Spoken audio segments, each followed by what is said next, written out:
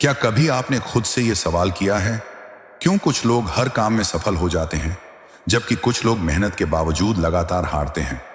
क्यों कुछ लोगों की जिंदगी में पैसे, प्यार और शांति खुद चलकर आते हैं जबकि दूसरे हर मोड़ पर परेशानियों से जूझते हैं? इसका जवाब आपके पास ही है, आपके अवचेतन मन, सबकॉन्शियस माइंड में। जोसेफ मर्फी की मशहूर किताब the power of your subconscious mind हमें यह बताती है कि हमारे जीवन की हर स्थिति, चाहे वो सफलता हो या असफलता, बीमारी हो या स्वास्थ्य, अकेलापन हो या प्यार, उसका जड़ हमारे अंदर छिपे उस दिमाग में है जिसे हम अक्सर नजरअंदाज कर देते हैं। ये किताब सिर्फ ज्ञान नहीं देती, ये एक जीवन को बदलने वाला अनुभव है। जोसेफ मर्फी कहते हैं कि हमारा मन दो भागों में बंटा है, कॉन्शियस और सबकॉन्शियस। सचेत मन, कॉन्शियस माइंड, वो है जिससे हम सोचते हैं, निर्णय लेते हैं और रोजमर्रा की बातों का सामना करते हैं। लेकिन अवचेतन मन, सबकॉन्शियस माइंड, वो ताकत है जो चुपचाप हमारी जिंदगी की दिशा तय कर रहा है। वो हमारी यादें, आदतें, विश्वास, डर, प्यार, सब कुछ नियंत्रित करता है। जो बातें आप बार बार सोचते हैं, जो भावनाएं आप बार बार महसूस करते हैं, वो अवचेतन मन में गहराई से उतर जाती हैं और फिर वो उन्हें ही सच बना देता है। इसका मतलब सीधा है, अगर आप खुद को कमजोर, असफल या अभागा मानते हैं तो आपका अवचेतन मन उसी सोच को हकीकत बना देगा। लेकिन अगर आप खुद को सफल, स्वस्थ और प्रसन्नचित मानते हैं तो वही सच बनकर आपके जीवन में प्रकट होगा। मर्फी बताते हैं कि अवचेतन मन तर्क नहीं करता, वो सिर्फ आदेश मानता है। आप जो भी लगातार सोचते हैं या जिस भावना के साथ सोचते हैं, वही वो पकड़ लेता है। उदाहरण के लिए, अगर कोई बार बार कहे मैं बहुत बीमार हूं, तो भले ही वो स्वस्थ हो, उसका अवचेतन मन उस विचार को पकड़कर उसे बीमार कर देगा। वही व्यक्ति अगर कहे मैं दिन ब दिन स्वस्थ और ताकतवर हो रहा हूं, तो वो धीरे धीरे वैसा ही अनुभव करने लगेगा। किताब में एक और गहरा सिद्धांत है, विजुअलाइजेशन, यानी कल्पना करना।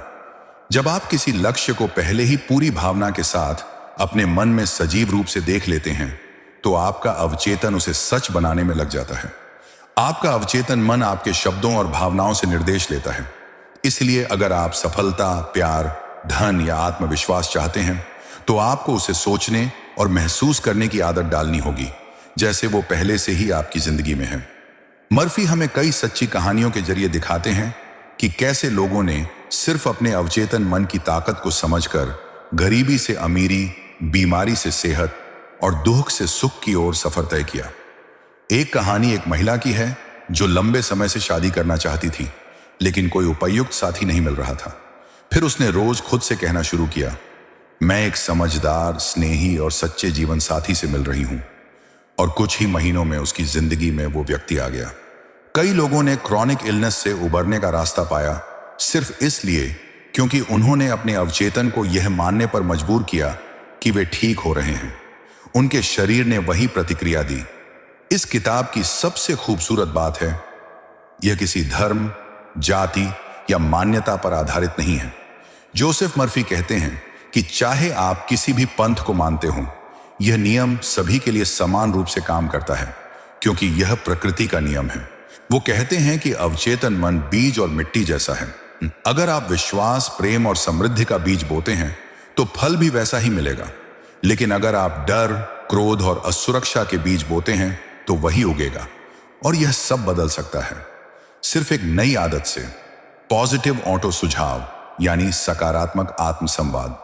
मर्फी सलाह देते हैं कि सोने से पहले और जागने के तुरंत बाद, जब हमारा अवचेतन मन सबसे ज्यादा सक्रिय होता है, उस समय अपने लक्ष्य की पुष्टि दोहराएं, जैसे मैं सफल हूं, मैं शांत और संतुलित हूं, मेरा शरीर और मन स्वस्थ है, मेरे जीवन में प्रेम और समृद्धि है। शुरुआत में यह सिर्फ शब्द लग सकते हैं, लेकिन जैसे जैसे आप इसे दोहराएंगे, आपका अवचेतन इसे मानने लगेगा और जिंदगी में बदलाव दिखने शुरू हो जाएंगे। किताब हमें सिखाती है कि चाहे आपकी उम्र कुछ भी हो, परिस्थिति कैसी भी हो, अगर आप अपने अंदर की सोच को बदल लें तो बाहर की दुनिया अपने आप बदलने लगेगी।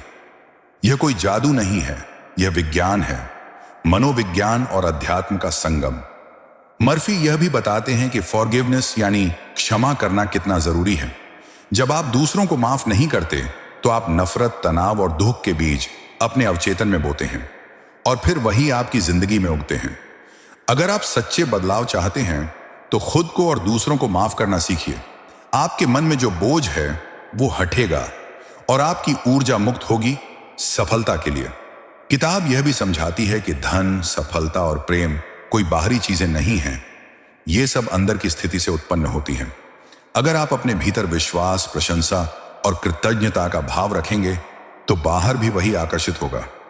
आखिर में the power of your subconscious mind हमें एक ही संदेश देती है, आप अपने जीवन के निर्माता हैं। आपके विचार ही आपकी नियति तय करते हैं।